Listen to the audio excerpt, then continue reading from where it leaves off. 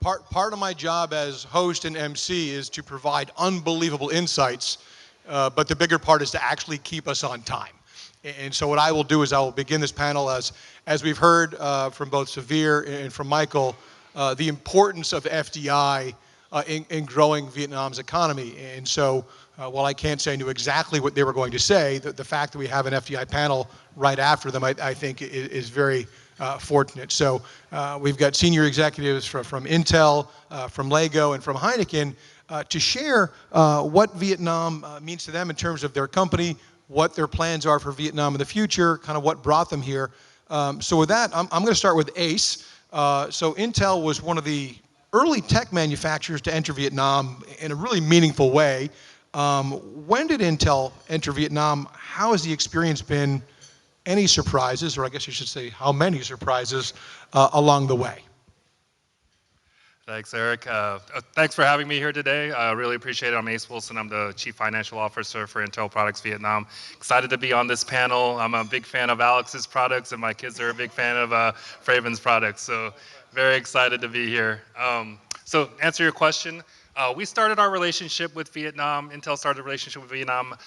First conversation started back in 2005. That's when we started working with the government, negotiating incentives, et cetera, negotiating for the land.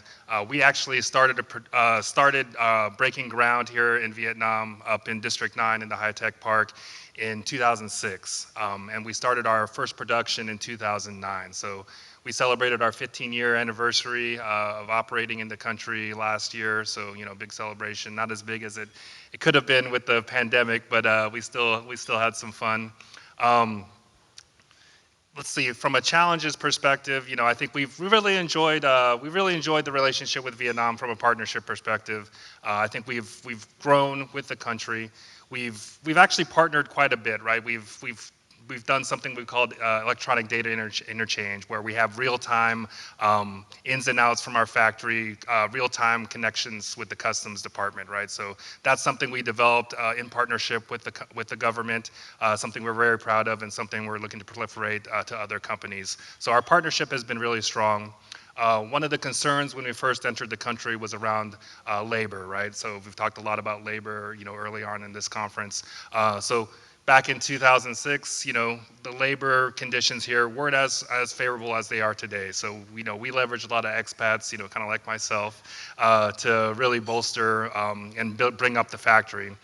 But over the years, we partnered with local universities, with some of the U.S. universities to work with the local universities to build programs and to bring up the curriculum of, the education system here and really strengthen the student body here from that perspective. So we've been very, very happy, in recent years with the quality of labor here. And one thing I'm very presently surprised about with the labor market here is the resilience of the labor here, right? So, the last 2 years have been very difficult, with the pandemic. Particularly with the shutdowns in Q3, right? That was very difficult for Intel, right? We had to actually, house, about 2,000 of our labor force in hotels and bus them back and forth. And the resilience of the labor community here has been very surprising. And, the people are very passionate about their work. And we've been very, very happy with the labor quality here in the country. I would say from another challenge, maybe a surprise is just kind of the regulatory environment here within the country, just kind of dealing with the government. When we first started, we were, one of the first high-tech companies investing here. The Saigon High-Tech Park was a strong partner for us.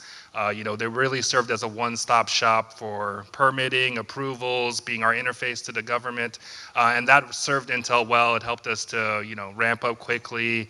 But over the years, as more FDI has entered the country, the regulatory environment has become more challenging, right? So as many of you know, there's multiple ministries you have to deal with here in Vietnam, whether it's Ministry of Finance, Ministry of Planning and Investment, Ministry of Science Technology, multiple ministries to deal with.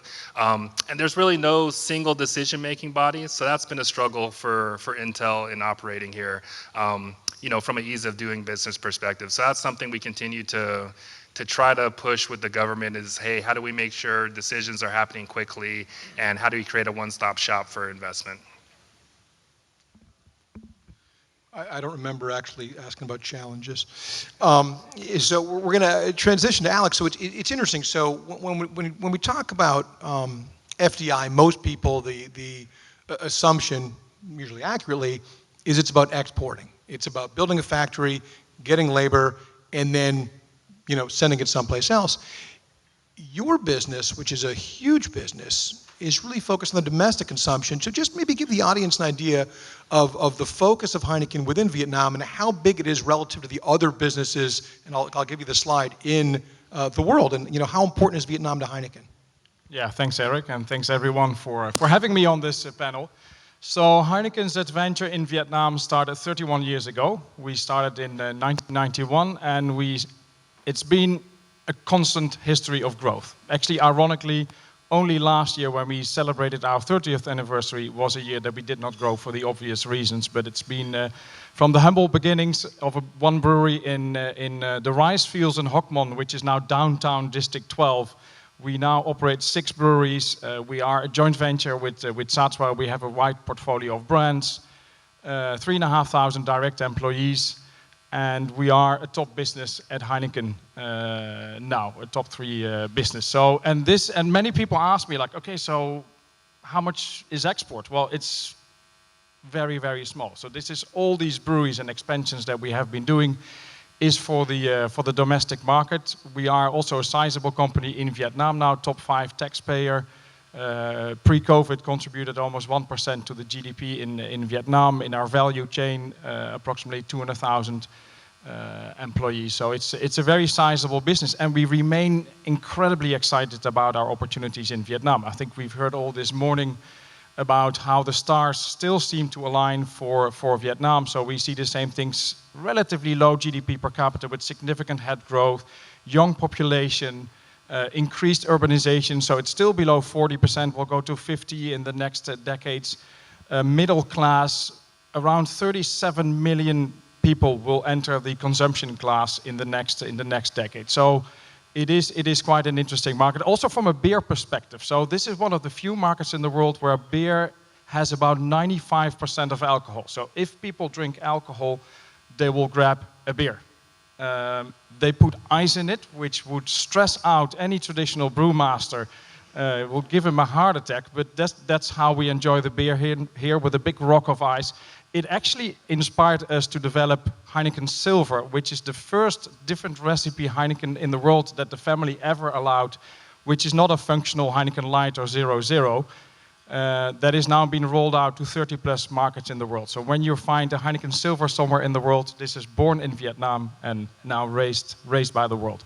Now obviously all these excitements about the Vietnamese beer market has not gone unnoticed. The market is getting increasingly competitive, so it means that we constantly need to reinvent, adjust, increase innovation.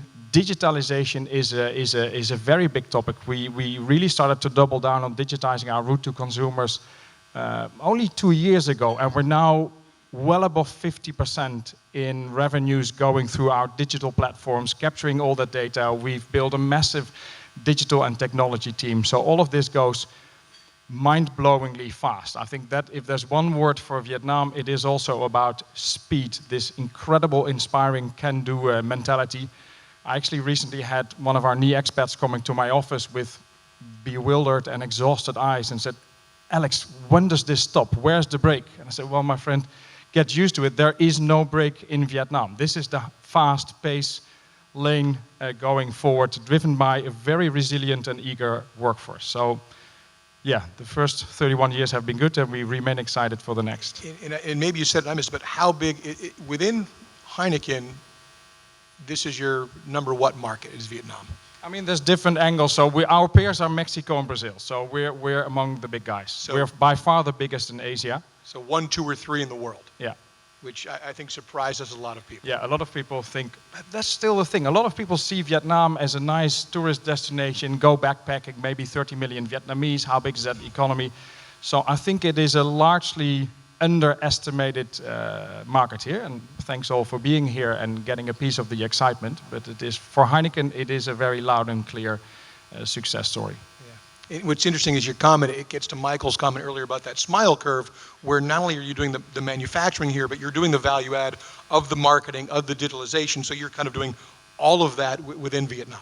Yeah. Okay, so we'll turn it over to Preben. So, it's interesting from a Lego perspective, some of the audience may or may not know, Lego announced fairly recently a $1 billion investment in Vietnam that's also going to be carbon neutral. So we have a group that's been here for 31 years, a group that's been here for 15 plus years, and a group that is actually already has 50 employees but isn't manufacturing just yet.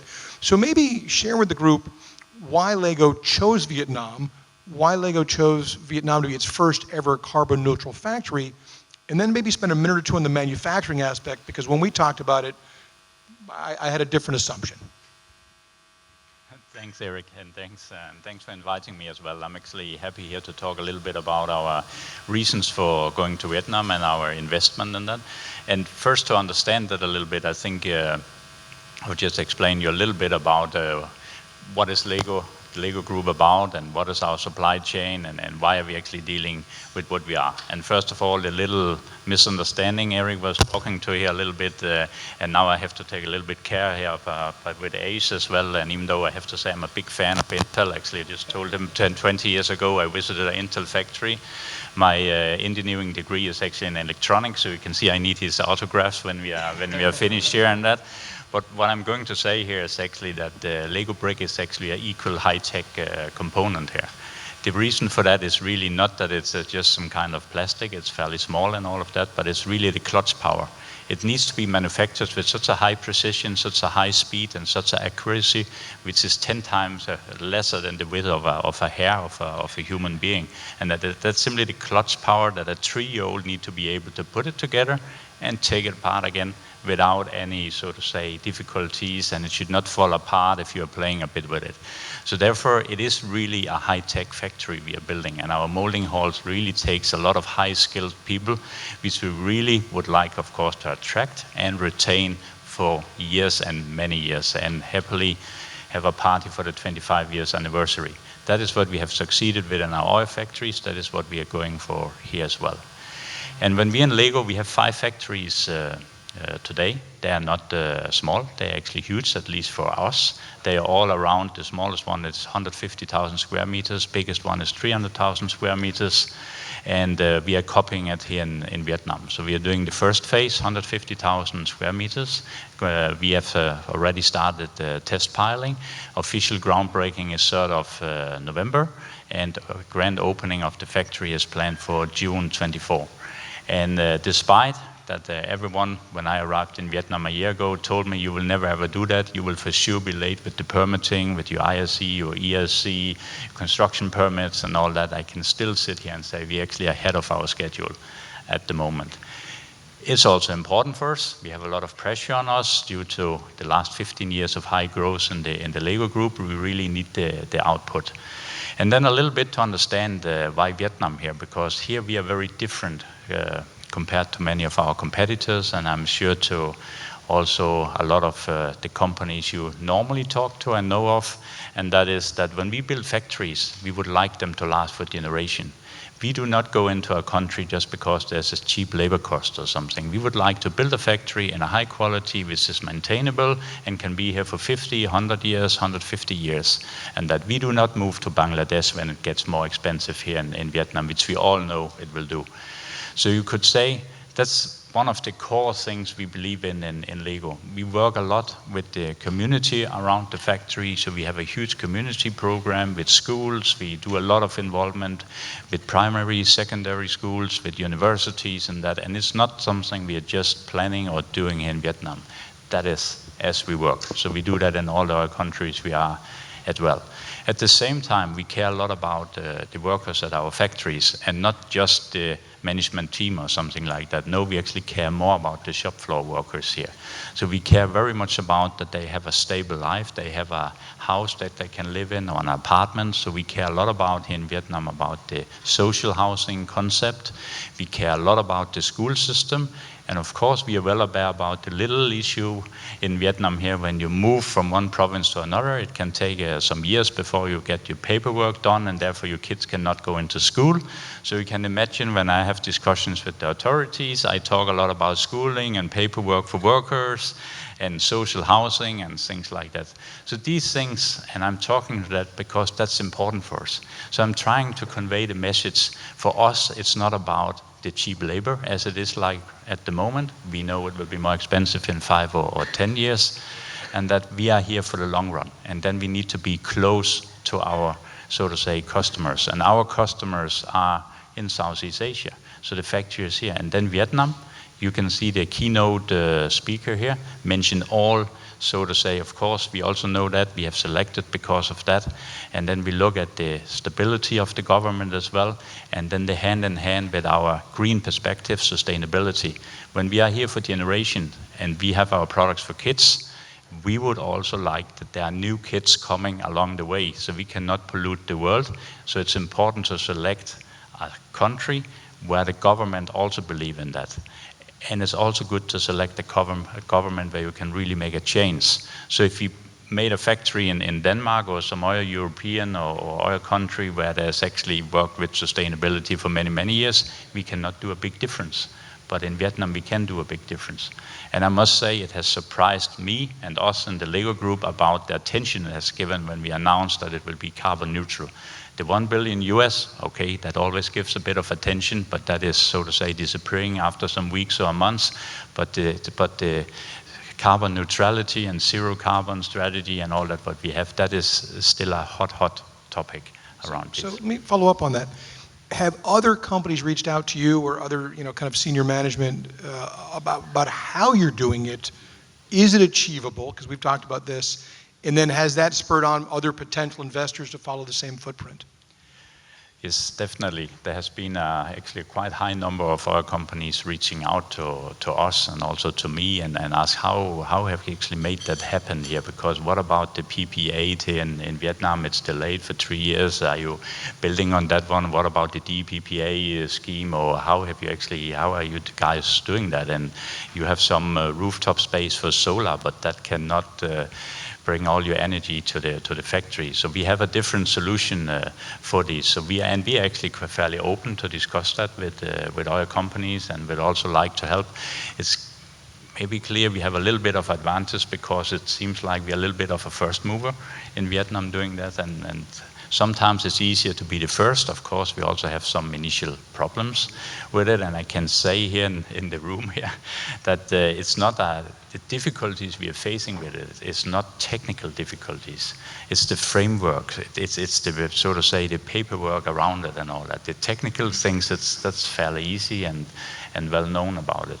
But it's more about how do we really, are we being allowed to do it, and can we do it? And there's a big difference here as well.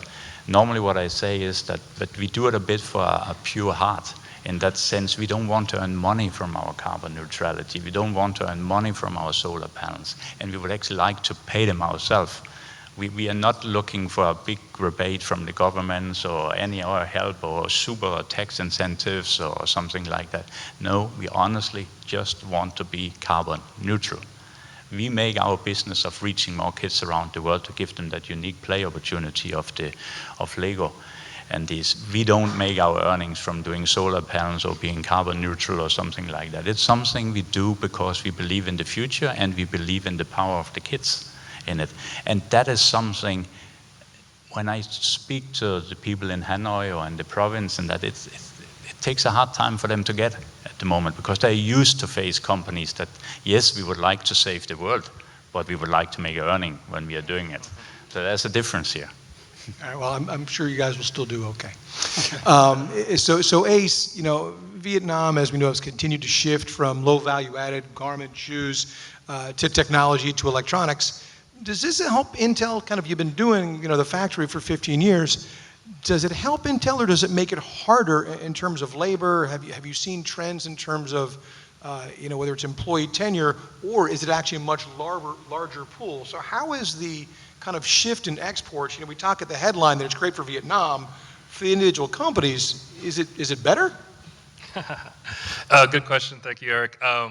Yeah, so when we started here in '06, we were kind of the first high-tech company, or one of the first high-tech companies to make a big investment in Vietnam. And since when we've seen, Samsung, Apple, First Solar come into play, obviously Lego at this point as well. So I think overall it's a good thing, right? The country has made, very bold statements, aspirations to move up the value chain. So I think it's a good thing. I think overall it should help the infrastructure within the country, right? There should be pressure on the government to develop the infrastructure. We talked about the ports, we talked about the new airport, we talked about the roads. That'll help industries, will help Intel. It should also push the government to really invest in the education, right? We talked a lot about labor, right? And as the country moves up the value chain, the labor market needs to come with it. So I think that'll be positive as well, and hopefully it'll help with the regulatory environment, right? So as more and more companies are investing, moving up that value chain, it should ease the ease of doing business should improve. I think to your point, right, the labor market is going to be competitive, right? But competition is a good thing. I think Intel is we're not scared of competition by any means. We do feel like we treat our employees very well. As with Lego, safety is very important value for Intel.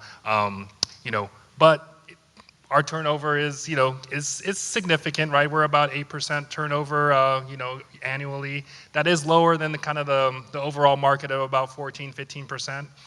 But it is a concern, right? I think Intel does a good job of developing our people, and because of that, our people are in high demand, right? So 92% of people stay. 92% of people stay, which is good. But yeah, 8% it's higher than I would like personally, right? And obviously it costs a lot of money to develop people, bring people in, and kind of bring them up the chain, right? So as I was talking to Premon, really building the culture of the company is going to be important. Premon talked about the culture at Lego and where they really value children. I think at Intel it's really around safety and showing concern and making sure our people feel developed, right? I think building a strong culture will help retain people, but that continues to be a concern, certainly. So thank you. So Alex, how are the demographic trends in Vietnam shaping your business, and are there any recent investments you've made that are different than investments you've made in other markets? Yeah, so the trend shaping, we heard a lot about that this morning. So the market is maturing, the beer market is maturing, the younger consumers want more variation, so our business is built predominantly on the growth of the Tiger brand. We are now massively doubling down on innovation. We've actually been innovating more the last 2 years, despite COVID, than the previous 29 years. One thing it's interesting to talk about the labor market a little bit, because there is indeed this highly motivated and increasingly skilled workforce, but a war on talent is certainly on the horizon, if not already happening.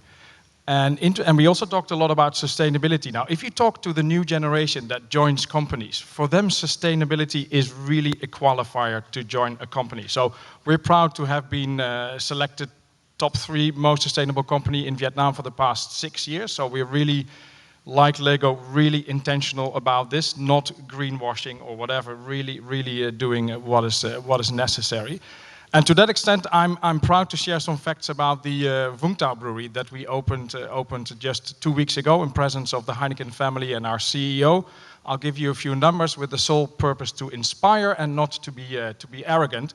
But this is quite an amazing success story. We acquired the brewery in 2017. It was an underexploited brewery from one of our competitors.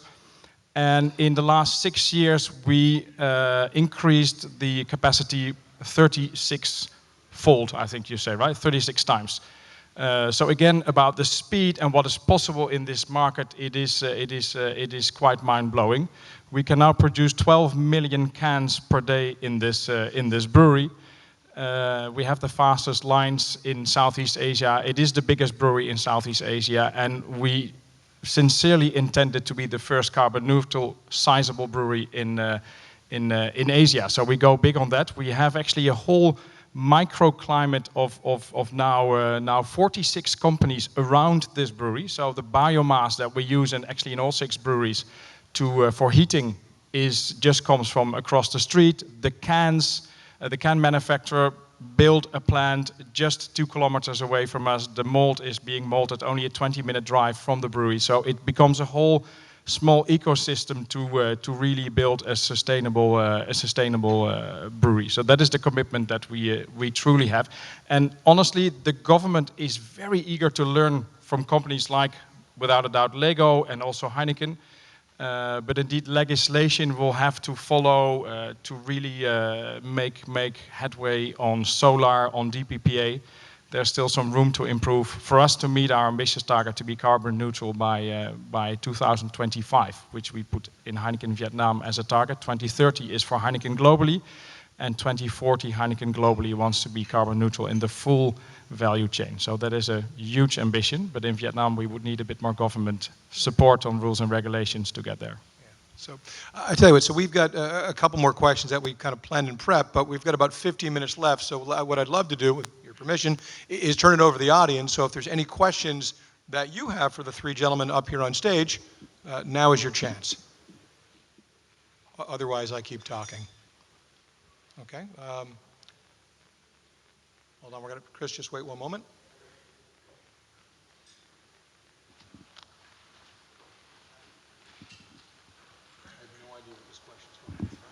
Sorry, this is pointed at Ace in particular. With what's going on in China and what's going on in the chip world, where everybody's a bit concerned about how much chip production comes out of China and obviously Taiwan related to that issue, Intel has been publicly saying they're obviously increasing capital investment. There's changes going on. I'm just wondering how much Vietnam is involved with that in terms of potential further production done from here. The other thing is I understand that Vietnam is very much more an assembly point for Intel, and I'm wondering whether that strategy is evolving as well.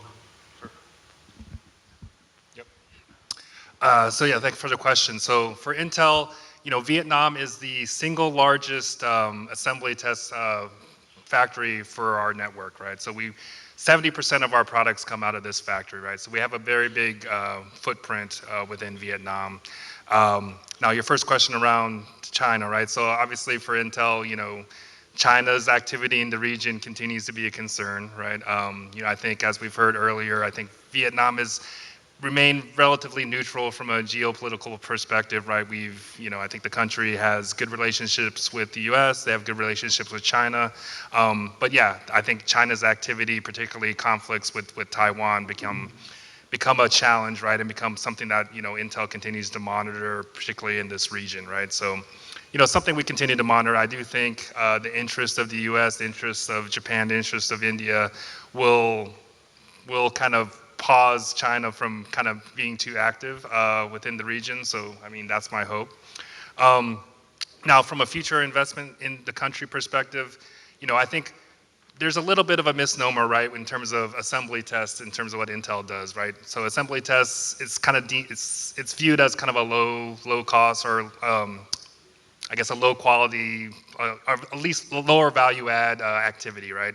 But at Intel, obviously the silicon is becoming increasingly more complex. So taking those large wafers, cutting them up and assembling them on, what we call packages, has become very complex. So, the machinery, if you ever have a chance to visit Intel factory, particularly the factory here in Vietnam, it's very impressive, the scale of the factory, the amount of capital we spend in the factory is tremendous.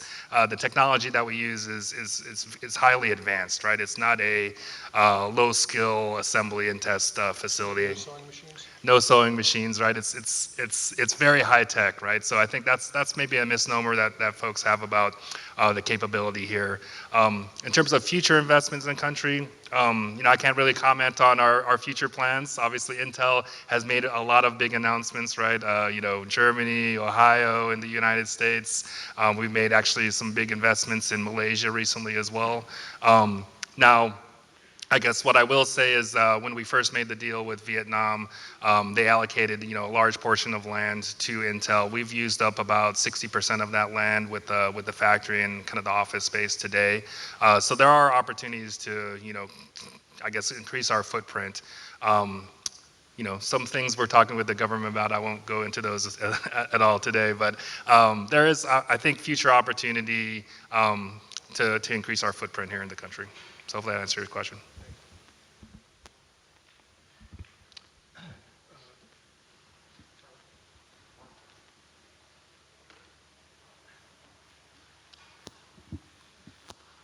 Thanks very much for sharing your insights. A question probably for Intel and Heineken. So you just shared with us you had tremendous growth up until last year where we had obvious disruptions. After the presentations earlier today, everyone expects high investments into Vietnam, but we've also highlighted that the next 12 months or 24 months are going to be very challenging in terms of economic growth. So how do you position your companies to address the upcoming challenges and to ensure you can maintain growth?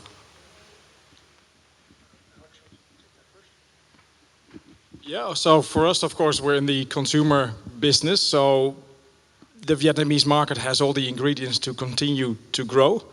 What is important for us is to really diversify our business, to future-proof our business through digitalization, get way more innovative to capture the super premium segment, but also keep an eye on the affordability segment, the mainstream segment, where traditionally our competitors are stronger. So we are looking into that as well. But again, the long-term outlook remains very positive. We will continue actually to invest in capacity expansion for the Vunta Brewery, which we just opened.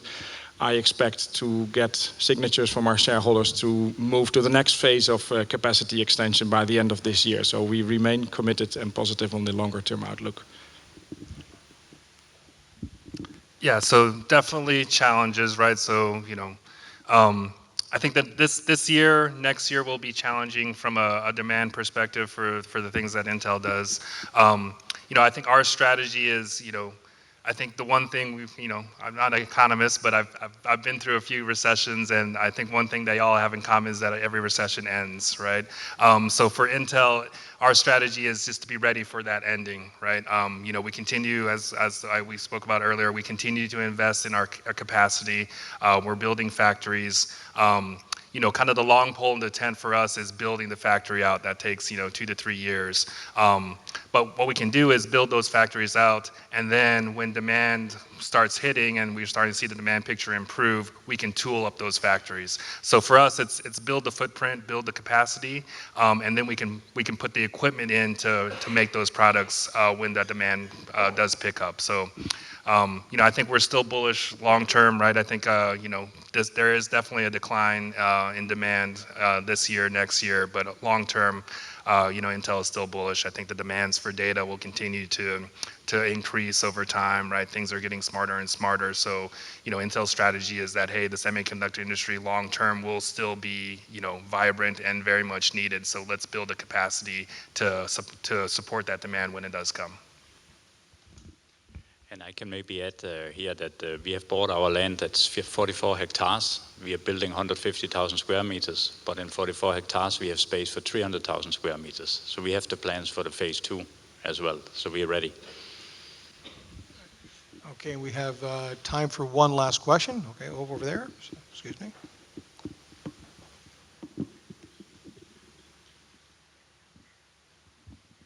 Thanks. This is a question for Alex. I don't know the statistics, but certainly in Europe, it appears anyway, there is a big shift towards zero alcohol beer products. I'm just wondering if that's being replicated here in Vietnam or in Southeast Asia in general. Yeah, thanks for that question. It is part of our sustainability and responsibility strategy to brew a better Vietnam. So actually we've launched Heineken 00 in Vietnam, and we now also brew it locally early 2020. But this is honestly a long uphill battle. So the market is not yet as mature that people understand the notion of drink driving, where we also invest a lot of money and effort in there, because that in the end secures our future. If we don't take responsibility there, especially now being the market leader in Vietnam, nobody will. So we are committed to massively overinvest in zero alcohol products.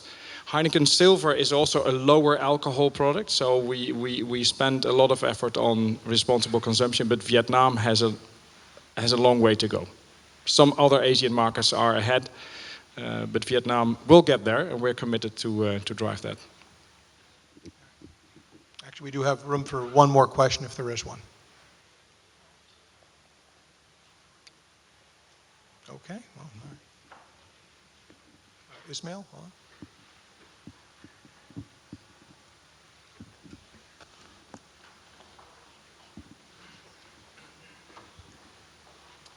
Yeah, this is to Preben. When you set up shop in Vietnam, was there any other countries under consideration? And if so, what was the thing that tipped the scales towards Vietnam?